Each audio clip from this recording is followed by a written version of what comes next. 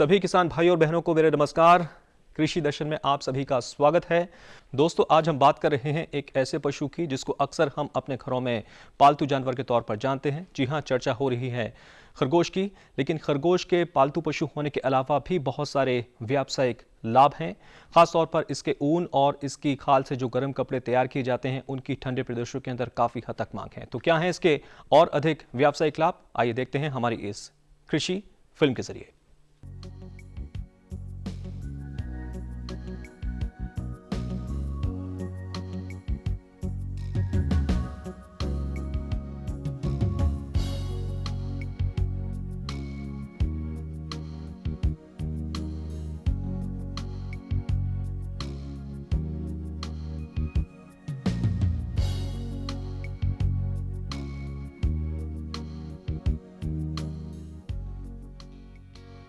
खरगोश बेहद सुंदर, भोला भाला, खूब तेज दौड़ने फुदकने वाला ये जीव दुनिया में लगभग हर जगह पाया जाता है। पहाड़ी क्षेत्र और ऐसे स्थान जहां आर्द्रता कम होती है, इस नन्हे भोले भाले जीव के अत्यंत प्रिय स्थल हैं। हम में से हर व्यक्ति ने बचपन में खरगोश और कछुए की कहानी जरूर सुनी होगी। खूब तेज दौड़ता है पर फिर भी पीछे रह जाता है। पंचतंत्र की कहानियों में खरगोश के कई वर्णन हैं। यहां तक कि धार्मिक मान्यताओं में भी खरगोश की चर्चा पाई गई है। एक किंवदंती यह भी है कि चांद पर नक्शे के समान छाया खरगोश की ही है। आज का बहुउपयोगी खरगोश यूरोप के जंगली खरगोश की संतति है। यूरोप के जंगलों में पाए जाने वाले इस जीव को पालतू अवस्था में रखना तब शुरू हुआ जब इसे मांस और ऊन के लिए इस्तेमाल किया जाने लगा। दुनिया में खरगोश का पालन मांस और ऊन वाले अन्य पशुओं की तरह किया जाता है। भारत में व्यावसायिक खरगोश पालन एक नई क्रिया है। प्राचीन काल में जंगलों से ही खरगोश का ऊन व मांस एकत्रित किया जाता था, परंतु अब योजनाबद्ध प्रयासों द्वारा खरगोश आर्थिक रूप से एक महत्वपूर्ण पशु माना जाने लगा है। अच्छी किस्म की ऊन, मांस व चमड़ा पाने के लिए बकरी पालन व मुर्गी पालन व्यवसाय के अनुरूप खरगोश पालन भी बड़ी आसानी से किया जा सकता है। संसार में खरगोशों की कई नस्लें और किस्में पाई जाती हैं, जिनमें 38 नस्लें और 87 प्रजातियों को स्वीकृति मिली हुई है। ये तमाम आकार, रंग, त्वचा और अन्य कई विशेषताओं के कारण वर्गीकृत होते हैं। ऊन उत्पादक खरगोश को अंगोरा कहा जाता है।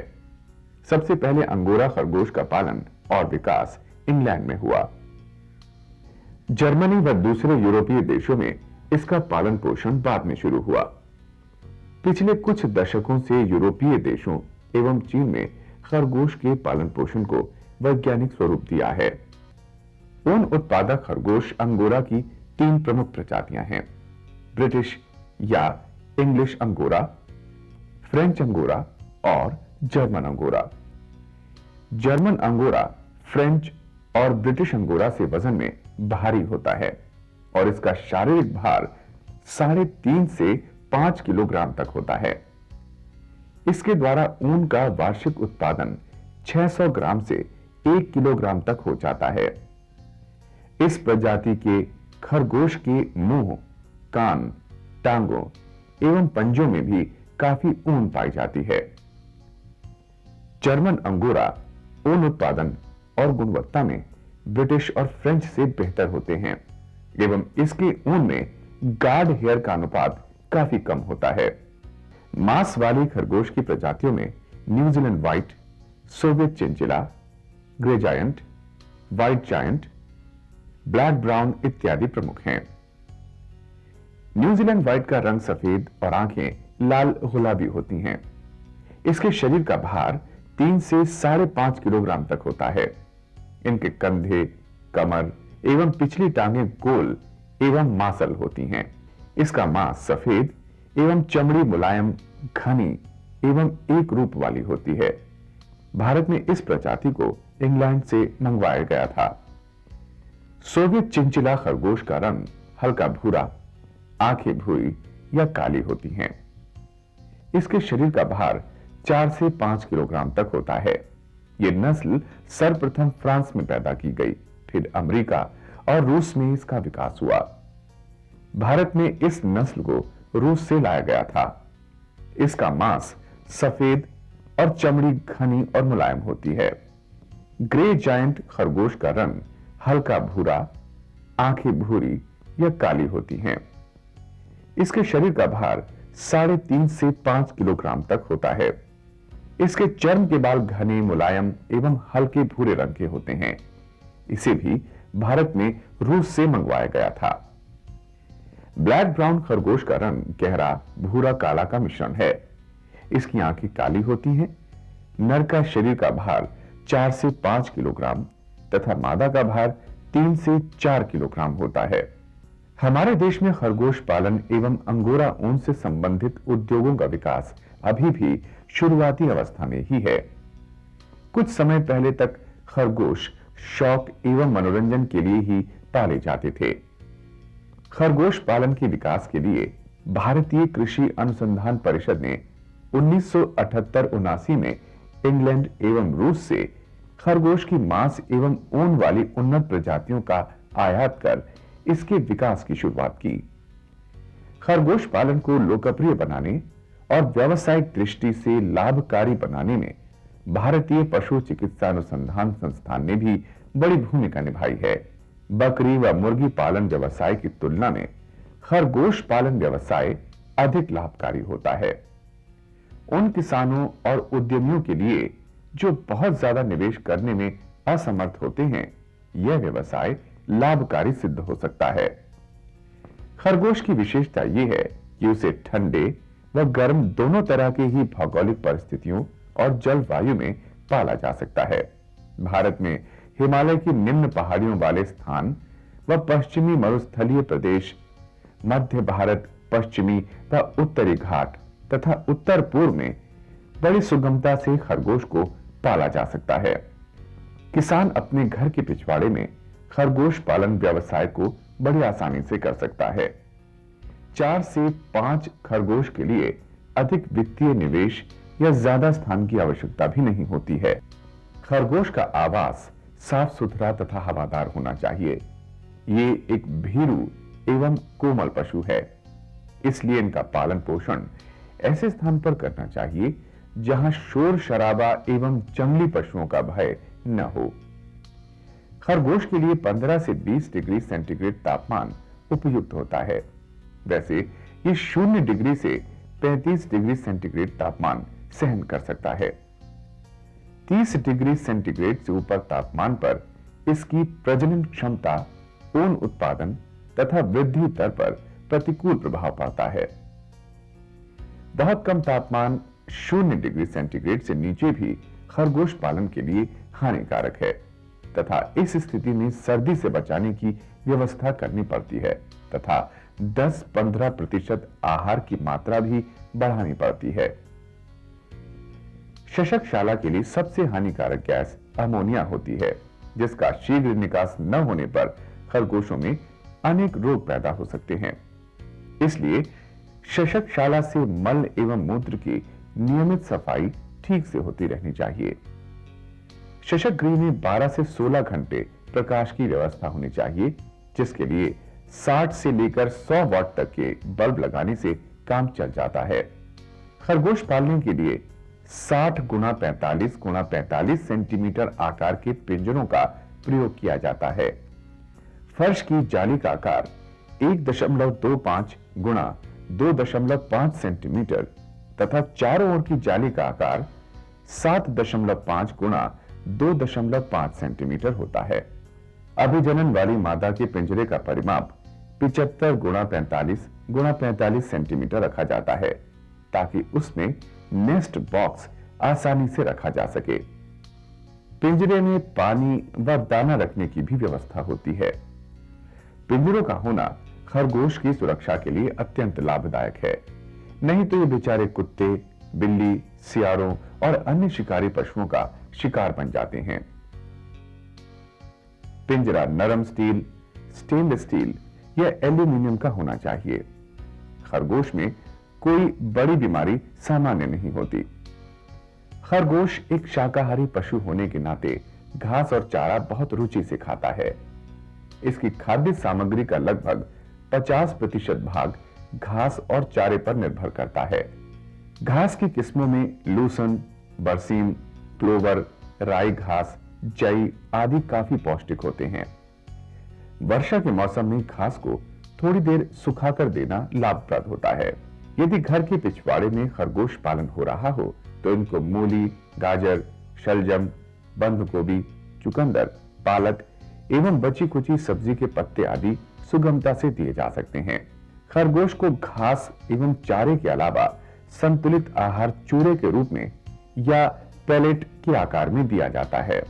खरगोश के लिए दाना बनाने के लिए मक्का 30%, चोकर 33%, मछली का चूरा 10%, खली 25%, नमक 1%, खनिज मिश्रण 1% मिलाकर तैयार किया जा सकता है।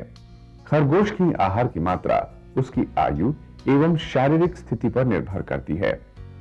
प्रौढ़ खरगोश को दिन में एक बार 100 से 150 ग्राम तक दाना दिया जाता है। इस दाने में पाच्य प्रोटीन की मात्रा लगभग 15% होनी चाहिए। गर्भावस्था के अंतिम दिनों में तथा प्रसूति के पश्चात मादा को 200 ग्राम के करीब अच्छा और पौष्टिक आहार चाहिए, जिसमें प्रोटीन का अनुपात 18 से 20% होता हो। बढ़ते हुए बच्चे को 80 से 100 ग्राम तक इसी प्रकार का आहार देना चाहिए। स्वच्छ एवं निर्मल जल खरगोश को हर समय उपलब्ध रहना चाहिए। खरगोश लगभग आधे से 1 लीटर तक पानी प्रतिदिन पी जाता है। खरगोश 6-7 महीने में प्रजनन योग्य हो जाता है। प्रजनन के लिए मादा को नर के पिंजरे में मिलाप के लिए ले जाते हैं। मिलाप के बाद मादा को तुरंत अपने पिंजरे में वापस ले जाना चाहिए। साधारणतः एक नर 5 मादा खरगोश के अभिजनन के लिए पर्याप्त होता है। नर को सप्ताह में 2-3 बार ही संभोग के लिए प्रयोग में लाना चाहिए। संभोग और प्रसूति के बीच का समय 30 से 32 दिन का होता है। गर्भावस्था के 27-28 दिन के पश्चात गर्भवती मादा को शांत वातावरण में रखना चाहिए तथा एक साफ सुथरा घोंसला जिसमें पर्याप्त मात्रा में सूखी घास या रेशे रखे हों गर्भवती मादा के पिंजरे में रख देने चाहिए। मादा खरगोश प्रायः रात्रि या प्रभात समय बच्चे पैदा करती हैं। प्रसूतन के पश्चात मादा को छेड़ना नहीं चाहिए तथा उसको स्वच्छ जल व दाना प्रदान करना चाहिए। मादा खरगोश प्रसूति के तुरंत बाद बच्चों को दूध पिलाना प्रारंभ कर देती है। बच्चों के शरीर पर बाल नहीं होते हैं तथा उनकी आंखें भी बंद रहती हैं, इसलिए बच्चों की देखरेख ठीक से करनी आवश्यक होती है। बच्चों को घोंसले डिब्बे में बाल से ढक देते हैं जिससे सर्दी से बचाव किया जा सके। बच्चों को मां से अलग करने की क्रिया को बीनिंग कहते हैं। साधारणतः खरगोश शिशु 6 सप्ताह की आयु पर मादा से अलग कर दिए जाते हैं। मादा से अलग करने के पश्चात बच्चों का लिंग निर्धारण करके उन्हें व्यक्तिगत नंबर दिया जाता है। लिंग पहचानने के लिए खरगोश के बच्चे को गर्दन की खाल पकड़कर एक हाथ में लेकर दूसरे हाथ से दुम के नीचे बाह्य प्रजनन अंग को इस प्रकार से दबाते हैं कि उसकी म्यूकस झिल्ली दिखाई पड़े। नर खरगोश में झिल्ली गोल उभार के रूप में और मादा में लंबे चीरे के रूप में दिखाई देती है। सामान्यतया नर तथा मादा का चयन वीनिंग के समय उनके शारीरिक भार के माध्यम से किया जा सकता है। अंगोरा खरगोश से प्राप्त ऊन अपनी गुणवत्ता के लिए प्राचीन काल से ही प्रसिद्ध रही है एवं इसका प्रयोग भी ऊनी वस्त्र उद्योग में प्राचीन समय से ही होता आया है। ये एक विशेष रेशे के रूप में अंतरराष्ट्रीय जगत में अपना स्थान बना चुका है। खरगोश से ऊन निकालने की कई विधियां प्रचलित हैं। हमारे देश में ऊन निकालने का काम कतरन विधि से करते हैं। इसे शेयरिंग कहते हैं। इस विधि में ऊन कटाई साधारण बाल काटने वाली कैंची से या बिजली से चलने वाली ऊन कतरन मशीन से भी की जाती है। इस विधि में सर्वप्रथम ऊन पीठ से जांघों तक काटा जाता है। फिर मुख और टांगों की ऊन काटी जाती है और अंत में पेट, पूंछ और गुदा के इर्द गिर्द काटा जाता है। इस क्रिया में यह सावधानी बरतनी चाहिए कि ऊन कतरन 2 बार नहीं तथा मादा के स्तन और नर के अंडकोश न कट जाएं। शरीर पर थोड़ा ऊन बचने से खरगोश को सर्दी और गर्मी से बचाव भी हो जाता है। इससे बने वस्त्रों अंगोरा ऊन में औषधीय गुण भी पाए जाते हैं। इन वस्त्रों के पहनने से जोड़ों और मांसपेशियों के दर्द में आराम मिलता है। ये अंगोरा ऊन में बिजली अवरोधक गुण होने के साथ साथ पसीना सोखने एवं हवा की श्रेणीकरण मात्रा बनाए रखने का गुण पाया जाता है। कतरन के पश्चात ऊन को खुले हवादार बक्सों में रखा जाना चाहिए। मांस प्रजाति के खरगोश लगभग 3 से 4 महीनों में 2.5 किलोग्राम तक वजन के हो जाते हैं, जो बॉयलर के उपयोग के लिए उपयुक्त होते हैं। खरगोश मांस की मांग इसके औषधीय मूल्य के कारण तेजी से बढ़ती जा रही है।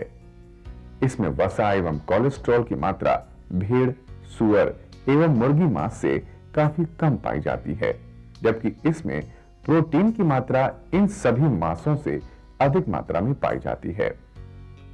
खरगोश का मांस काफी मुलायम होता है तथा इसका स्वाद भी विशिष्ट होता है। वसा एवं कोलेस्ट्रॉल कम होने से तथा प्रोटीन की मात्रा अधिक होने के कारण हृदय रोगियों एवं उच्च रक्तचाप वाले मरीजों के लिए भी ये औषधि के समान है। गांव में लोगों का विश्वास है कि इसका मांस खाने से अस्थमा के रोगियों को बड़ा आराम मिलता है। जो विदेशी प्रजातियां और नस्लें भारत में हैं, उन्हें यहां के वातावरण और परिस्थितियों के अनुकूल बनाने का दायित्व उठाया है भारतीय पशु चिकित्सा अनुसंधान संस्थान मुक्तेश्वर ने, जो उत्तरांचल की पहाड़ियों के बीच बसा है। ऐसे वातावरण में खरगोश व्यवसाय और अनुसंधान पहाड़ी घिराव और ठंडी जलवायु होने के कारण अच्छी तरह से किया जा सकता है। इस परिसर में ऐसे प्रयास भी किए गए हैं कि व्यावसायिक दृष्टि से खरगोश पालन मैदानी इलाकों में किया जा सके। वे किसान जिनके पास अधिक साधन नहीं हैं, वे भी खरगोश पालन का व्यवसाय अपनाकर अपनी आमदनी में बढ़ोतरी और अन्य कृषक परिवारों को रोजगार भी प्राप्त करवा सकते हैं। और खुद ये अपना एंटरप्रेन्योरशिप चालू कर सकता है या किसी एनजीओ या किसी और संस्था के द्वारा और भी एंटरप्रेन्योर को उत्साहित कर सकते हैं, इसमें प्रोत्साहन दे सकते हैं और इसमें शिक्षा खुद दे सकते हैं। और ये खरगोश पालन जो है एक सबके लिए, न बल्कि कृषक बल्कि वेटनरी ग्रेजुएट्स के लिए भी एक रोजगार का साधन बन सकता है। किसान खरगोश पालन या खरगोश व्यवसाय के दिए गए किसी भी क्षेत्र में सुव्यवस्थित व समुचित संयोजित तरीके से वे इसके मांस व ऊन की मांग करने वाले बाजार को नियमित रूप से संभाल सकते हैं। इस प्रकार खरगोश पालन का व्यवसाय छोटे किसानों व नए उद्यमियों के लिए एक बेहद उन्नत व आर्थिक रूप से सुदृढ़ करने वाला व्यवसाय है। बहुत छोटे पैमाने पर एक कृषक परिवार अपने घर के पिछले हिस्से में खरगोश रखकर मुर्गी पालन की ही तरह इस व्यवसाय को शुरू कर सकता है। इससे परिवार एवं घर की महिलाएं और बच्चे बड़ी आसानी से इनकी देखरेख एवं पालन कर सकते हैं, जिससे परिवार की स्वयं की मांस की मांग भी पूरी हो सकती है। मेरा नाम हिमा जुलिया है। मैं बीए कर चुकी हूँ और हम लोग खेतीबाड़ी भी करते हैं। तो मैं खाली थी घर में, तो मुझे 1 साल पहले IVRI से 2 खरगोश मिले, जिनको मैं पालती हूँ। और हम लोग गाय, बकरी, भैंस ये सब पालते हैं। तो मैंने सोचा कि दो खरगोश मिले तो इनको मैं पालती हूँ। तो पढ़ाई के साथ साथ में खाली टाइम पे इनकी देख रेख करती हूँ और 1 महीने में 6 बच्चे देते हैं। तो 200 रुपये पेयर्स के हिसाब से मैं इन्हें बेच देती हूँ, जिससे हमें अतिरिक्त आय प्राप्त होती है। और घर का जो भी वेस्ट मटेरियल होता है, हाँ, ये सब हम खरगोश को खिला लेते हैं। मुझे IVRI से अंगोरा खरगोश मिले हैं। अंगोरा खरगोश ऊन के लिए पाली जाती हैं और ये इनका जो ऊन है वो बहुत अधिक दामों में बिकता है और ये यहाँ गांव के नवयुवकों में रोजगार पैदा करने के लिए ये जो ऊन है, ऊन के लिए इनके बच्चों को जो मेरे यहाँ होते हैं मैं उनको फ्री दे देता हूँ। मेरा नाम प्रणीता बोरा है। मैं कमला गांजा बोरा कॉलोनी में रहती हूँ। हमारे चाचा जी मुक्तेश्वर IVR से खरगोशों को लाए थे, 2 पेयर लेके आए थे। इसमें से वो तो अपने खेतों में चले जाते हैं, हमारी भी खेती है वैसे, वो हम पीछे से उनके पीछे खरगोशों को देखते हैं। ये इसमें जो एक पेयर है 5-6 बच्चे एक बार में दे देती है। साल भर में करीबन 20 बच्चे हो जाते हैं। जो 20 बच्चे हैं हम तो उसको हम आगे बढ़ा रहे हैं। अब एक साल दूसरे जो 20 बच्चे हुए हैं उनको हम देते हैं, लोग वाले ले जाते हैं। मतलब हमने एक पेयर करके 1-2 दे रखे हैं किसी को, बाकी हमने कोई मांस के वजह से ले जाता है। 100 रुपये में 1 खरगोश देते हैं हम। हमने ये जो खरगोश है अपने बेरोजगार यहाँ के गांव के जो बेरोजगार युवक है जो है उनको दिए हैं, उससे अपनी कमाई कर रहे हैं। उनसे अच्छा उनका अच्छा साधन हो रहा है कमाई का इससे, और हमारा भी सही हो रहा है। ये बड़े किसानों के लिए तो मुनाफे का कारोबार है ही, साथ साथ छोटे व नए उद्यमियों के लिए भी क्षेत्रीय व चारों तरफ के क्षेत्रों के लिए भी बहुउपयोगी व्यवसाय है। ये लो और बताओ। बस। अरे ये क्या भैया जी, बस इतनी सी रासायनिक खाद? किसानी छोड़ रहे हो क्या? किसानी नहीं, नादानी छोड़ रहे हैं। मिट्टी की जांच कराई है। अब तो लालाजी जितनी जरूरत है उतने ही उर्वरक खेत में डालेंगे। हाँ, किसान भाई आज ही अपने जिले की नजदीकी भूमि परीक्षण प्रयोगशाला में मिट्टी की जांच जरूर करवाएं और मिट्टी में पोषक तत्व, नमी व पौधे के विकास को देखते हुए केवल जरूरत के अनुसार ही पोषक तत्व डालें। और हाँ, मिट्टी में गंधक, जस्ता, बोरोन जैसे सूक्ष्म पोषक तत्वों का पता लगाना भी न भूलें। उर्वरक और जैविक खाद के सही उपयोग से भूमि का उपजाऊपन बनाए रखें, उत्पादकता बढ़ाएं, खर्चा घटाएं और बहुमूल्य विदेशी मुद्रा बचाने में भी सहयोग दें। और हाँ, धीमी गति से नाइट्रोजन उपलब्ध कराने वाले उर्वरकों जैसे नीम लेपित यूरिया को प्राथमिकता दें और यूरिया का पत्तों पर छिड़काव करें। अरे वाह, तू तो सचमुच समझदार हो गया रे। अधिक जानकारी के लिए संपर्क करें जिला कृषि अधिकारी या किसान कॉल सेंटर। और किसान दोस्तों, आइए अब देखते हैं अगले 3 दिनों के लिए मौसम का पूर्वानुमान। नमस्कार, आइए जानते हैं कृषि मौसम का हाल। उत्तर पश्चिम भारत के पंजाब, जम्मू कश्मीर और राजस्थान में अगले 3 दिनों के दौरान 1 या 2 स्थानों पर वर्षा और गरज के साथ बौछारें पड़ने और अन्य स्थानों पर मौसम शुष्क रहने की संभावना है। गहन अवदाब को ध्यान में रखते हुए परामर्श। 8 और 9 नवंबर को चंडवाती पवन और मध्य बंगाल की खाड़ी में गहन अवदाब के साथ संबंधित उत्तरी तटीय आंध्र प्रदेश, दक्षिणी तटीय ओडिशा में प्रत्याशित वर्षा को ध्यान में रखते हुए कृषि मौसम परामर्श का सुझाव दिया जाता है। उत्तर तटीय आंध्र प्रदेश में दलहन और चावल की बुआई स्थगित करें। उच्च पवन के कारण उखड़ने से बचाव के लिए गन्ने में बंधाई करें। केले को मैकेनिकल सपोर्ट प्रदान करें। दक्षिण तटीय ओडिशा में परिपक्व मध्य अवधि चावल, मूंगफली और सब्जियों की तुरंत कटाई करें। कटी फसल को सुरक्षित स्थानों पर रखें। सरसों, सूर्यफूल, तिल, मूंग, उड़द और निगर जैसी रबी फसलों की बुआई स्थगित करें। उच्च पवन के कारण उखड़ने से बचाव के लिए गन्ने में बंधाई करें। केले को मैकेनिकल सपोर्ट प्रदान करें। उत्तर तटीय आंध्र प्रदेश, दक्षिणी तटीय ओडिशा के साथ साथ और अपतट पर 55 किलोमीटर झोंकापन वाली 35 से 45 किलोमीटर पवन गति तक की चंडवाती हवाएं चल सकती है। मछुआरों को सलाह दी जाती है कि उत्तर तटीय आंध्र प्रदेश, दक्षिण तटीय ओडिशा के साथ साथ अपतट समुद्र में जाने का जोखिम न उठाएं। किसान भाइयों बहनों, फिलहाल कृषि मौसम में बस इतना ही।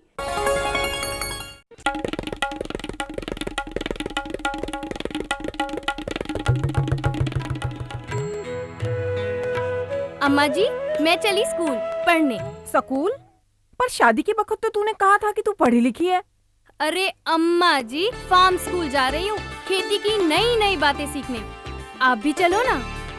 फार्म स्कूल, जहां खेतों में पैदावार बढ़ाने की हर बात किसानों को सिखाई जाती है, जैसे मिट्टी के हिसाब से सही खाद, बढ़िया बीज और जरूरत के मुताबिक कीटनाशक, ताकि कम लागत में अधिक मुनाफा।